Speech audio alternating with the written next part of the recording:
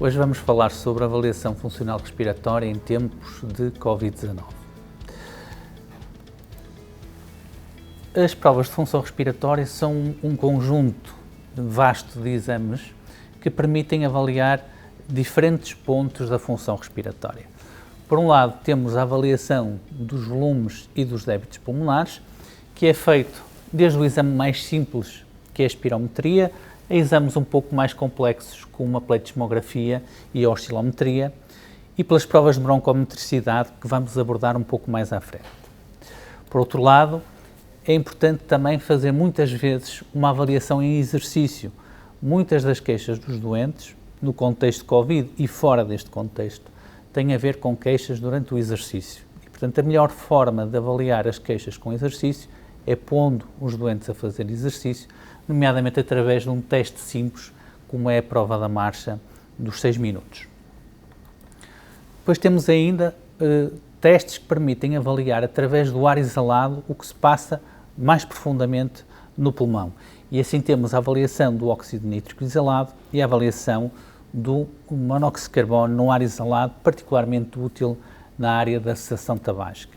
E por fim temos outros testes, sendo que o fundamental aqui será a avaliação da difusão alveolo-capilar do CO e a tradicional gasimetria de sangue arterial. Portanto, temos todo um conjunto de exames dos quais costumamos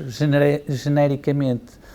dizer que são exames de função respiratória, mas realmente os exames de função respiratória, a ideia que queria com que ficassem é que são um conjunto vasto de exames e que devemos escolher, de acordo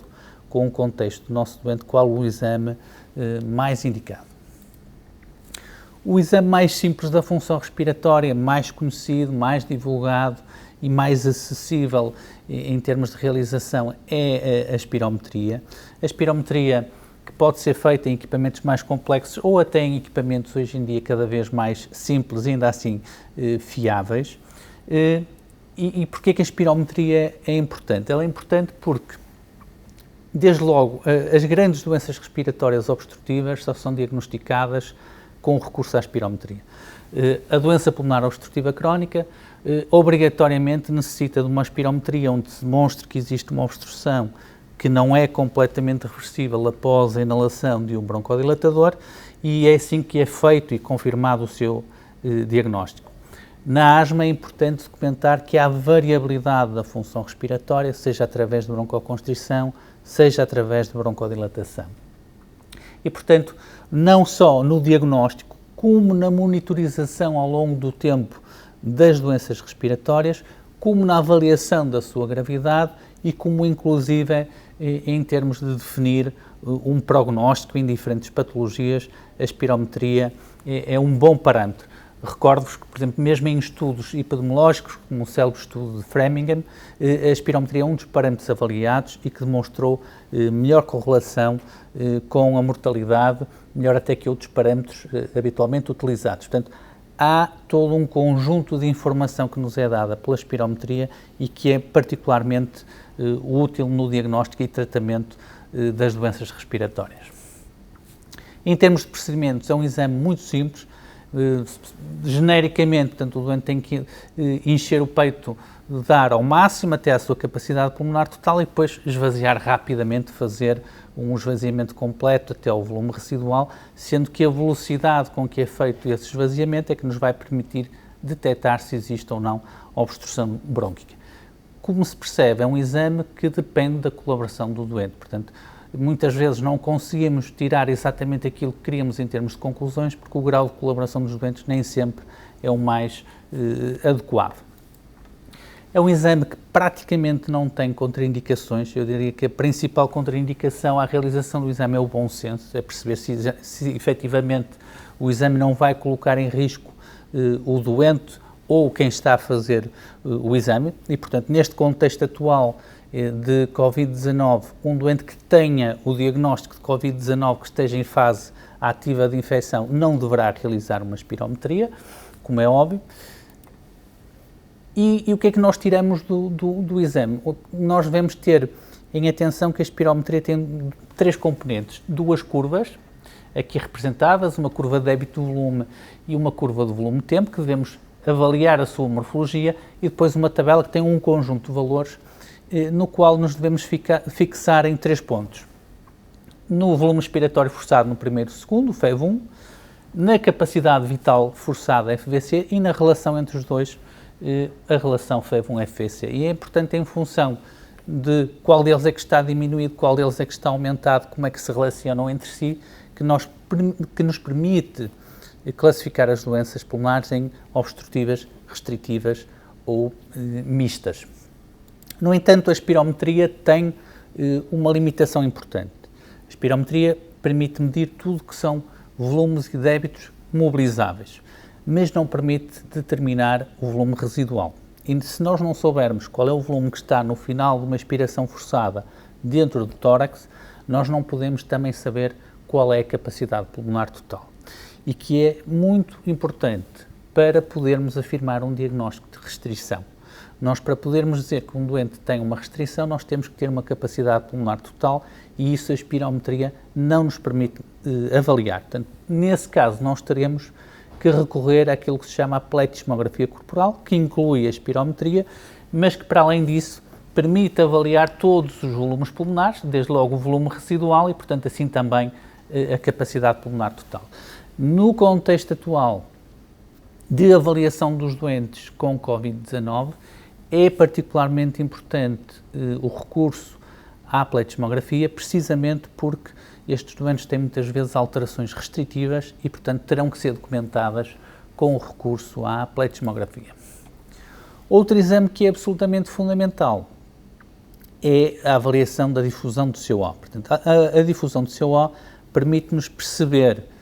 no pulmão profundo o que é que se passa em termos de barreira alveolo-capilar. Portanto, a pletismografia e a espirometria permitem-nos avaliar o componente ventilatório, e a difusão permite-nos avaliar as trocas gasosas, permite-nos perceber o que é que se passa em termos de barreira alveolo-capilar. E, portanto, sempre que ela está alterada, pela sua destruição, como acontece no enfisema pulmonar, pela sua rarefação, pela rarefação vascular, como acontece na embolia pulmonar crónica, nós vamos ter uma diminuição da difusão do monóxido de carbono. É um dos parâmetros, como iremos ver, que mais precocemente e mais consistentemente tem aparecido nos doentes com sequelas de Covid-19 e, portanto, seria importante a sua realização neste contexto. Passando em relação às provas de broncomotricidade, elas são importantes para permitir verificar se, quando um doente está obstruído, ele melhora ou não quando fazemos um broncodilatador, e no caso de um indivíduo que tem uma função respiratória normal, perceber se há estímulos que possam alterar a sua função, como acontece nos doentes com asma. Portanto, num doente com asma, nós temos ou que provar que conseguimos melhorar se dermos um broncodilatador, ou provar que conseguimos piorar se dermos um estímulo constritor.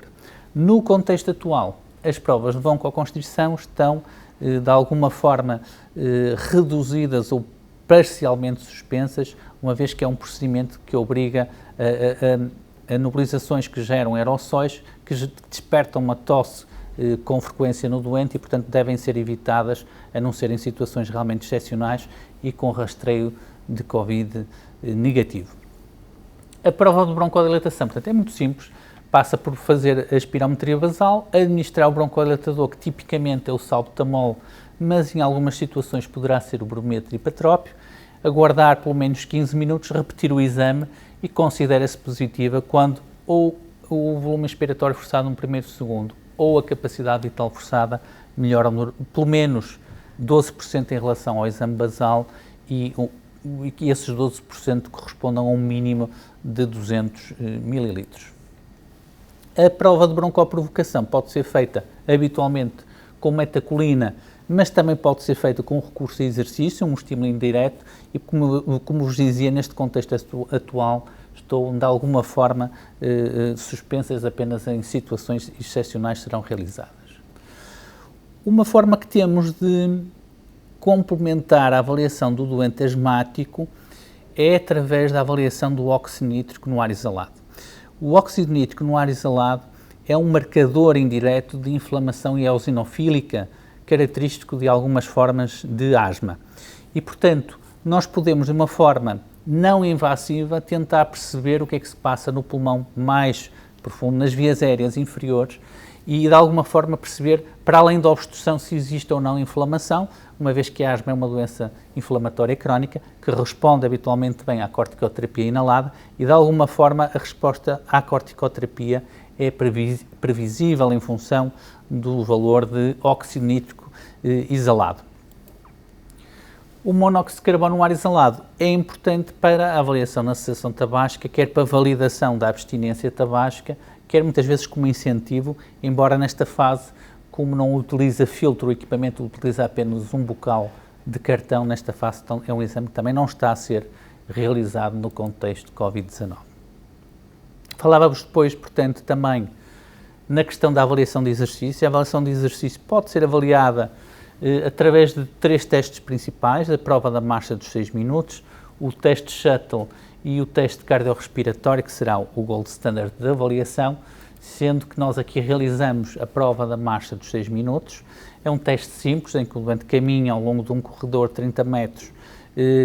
para trás e para a frente durante 6 minutos, e aquilo que vamos avaliar é não só a distância percorrida nos 6 minutos, com critérios e valores de referência que existem validados para a população portuguesa, e não só isso, avaliamos também se houve algum grau de saturação, se houve algum tipo de arritmia durante a prova. No contexto atual, quais são os nossos grandes desafios no contexto de Covid-19 em relação às provas de função respiratória? Eu diria que o primeiro é este, não em si o desinfetar as mãos, mas a questão da desinfecção. Como se percebe, se estamos a falar de um exame que é feito com o doente a soprar através de um equipamento, significa que o doente tem que retirar a máscara. Significa que o doente pode muitas vezes ter tosse durante a manobra expiratória. E, independentemente da existência de filtros bacterianos que estão adaptados também para filtrar partículas de Covid-19, quando o doente está sem máscara, o doente acaba por falar, acaba por tossir e, portanto, toda a atmosfera onde é feito o exame obriga a ter um conjunto de cuidados de desinfecção que obrigou a aumentar o tempo entre cada exame, que obrigou a que os técnicos tenham outro tipo de equipamento, e tem que ter um equipamento com respiradores P2, com um equipamento completo de proteção, e tudo isto de alguma forma veio complicar um bocadinho a realização das provas funcionais, porque nós não nos podemos esquecer que é fundamental a segurança, quer do nosso doente, quer também, obviamente, dos profissionais, os técnicos de cardiopneumologia que fazem estes exames. É um constrangimento que tem vindo a ser ultrapassado, que nos temos vindo a adaptar a esta nova realidade, que de alguma forma irá ficar para o futuro, e, portanto, é seguro fazer provas de função respiratória, obriga a um conjunto de cuidados extra e a ter uma equipa capaz e devidamente equipada para fazer estes exames. Em relação àquilo que é o papel das provas de função respiratória na avaliação dos doentes que tiveram Covid-19. Aquilo que sabemos das publicações que têm surgido, e têm surgido muitas publicações, mas ainda assim um bocadinho avulsas e grande parte delas feitas na população chinesa, que poderá não ser necessariamente idêntica à população europeia, mas aquilo que verificamos é que parece existir aquilo que poderemos designar de um síndrome pós-Covid, um pouco à semelhança que acontece, por exemplo, nos indivíduos pós-tromboembolia pulmonar. Ou seja, há muitas vezes uma persistência de queixas respiratórias, e não só respiratórias, que persistem para além do episódio agudo. E reparem aqui, a azul está a representar os doentes mais ligeiros, portanto, que tiveram doença, mas tratados em enfermaria, e a laranja, os doentes que estiveram em cuidados intensivos, e mais de 50% dos doentes queixam-se de fadiga, independentemente de não terem estado, por exemplo, em cuidados intensivos, terem estado apenas numa enfermaria. Portanto, há todo um conjunto de queixas em que a dispneia é um ponto importante, que permanecem nestes doentes para além daquilo que seria o período normal de recuperação. Portanto, significa que efetivamente nós temos que olhar para estes doentes e tentar perceber se eles ficaram com algum tipo de sequela ou não. Como é que podemos fazer isso? Claro que a imagem e o papel da imagiologia é fulcral e sabemos que há doentes que têm uma resolução completa do seu quadro, mas que há outros que evoluem para formas mais fibróticas da doença e, portanto, que também terão consequências funcionais. Sendo que, em termos de função respiratória, das poucas publicações que temos assistido, em que já há resultados de função respiratória ao fim de algum tempo de recuperação dos doentes, aquilo que vemos é que, tendencialmente, e como seria de esperar, há um padrão restritivo e que o marcador que com mais frequência aparece alterado é, sem dúvida, a difusão do CO e, portanto, com uma percentagem muito significativa de doentes, 39%, a permanecerem com alterações da difusão já ao fim de algum tempo de recuperação. Portanto, a mensagem que eu gostaria de vos transmitir aqui hoje é que, apesar de realmente termos alguns condicionalismos na realização dos exames, é seguro e devemos e podemos realizar provas de função respiratória, que as doenças não desapareceram, a asma não desapareceu, a DPOC não desapareceu e, portanto, nós devemos continuar a pensar que elas existem e a tentar avaliar essas doenças da forma clássica, através da espirometria, portanto, devemos continuar a monitorizar esses doentes e a diagnosticá-los corretamente, que no caso particular dos doentes que foram infectados e que tiveram Covid-19, que é importante reavaliar estes doentes clinicamente e sobretudo naqueles que têm queixas, perceber do ponto de vista imagiológico se houve ou não sequelas e do ponto de vista também de função respiratória. Sendo que, em relação à função respiratória, a espirometria não chega, por aquilo que vos falei, portanto, a espirometria apenas avalia os volumes e os débitos, não permite avaliar o volume residual, não permite classificar se eu tenho ou não uma restrição, e sendo que o padrão mais típico destes doentes é um padrão restritivo, aquilo que é fundamental é realmente a realização de uma pletismografia corporal com um estudo da difusão de CO, porque é este o parâmetro que mais frequentemente aparece alterado nestes doentes.